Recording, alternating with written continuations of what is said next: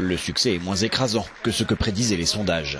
À Chypre, comme prévu, le conservateur Nikos Anastasiades est arrivé en tête du premier tour de l'élection présidentielle. Celui qui est déjà le président sortant a réuni sur son nom 35,5% des voix. Lors du second tour, il aura face à lui Stavros Malas, un ancien ministre de la Santé soutenu par le Parti communiste, qui recueille un peu plus de 30% des suffrages. Pas de changement dans le paysage politique chypriote donc, puisque c'était déjà ces deux visages qui s'étaient tissés au second tour de la présidentielle précédente, en 2013. Avec à peine 5% d'écart entre les deux hommes, le second tour s'annonce très serré. Ce qui est important, c'est que l'on continue à voir comme nos adversaires les problèmes des gens. C'est ce que nous allons faire. Les gens ont pourtant boudé le scrutin. L'abstention s'est envolée de 8 points depuis la dernière élection.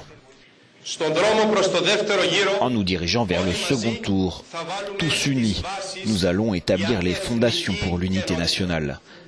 Le jour après l'élection, l'unité sera notre plus grande force. Pour l'emporter, il faudra compter sur cet homme, le centriste Nicolas Papadopoulos. Sa candidature a totalisé 25% des suffrages, de quoi le transformer en faiseur de roi pour le second tour. L'île de Chypre est divisée depuis plus de 40 ans.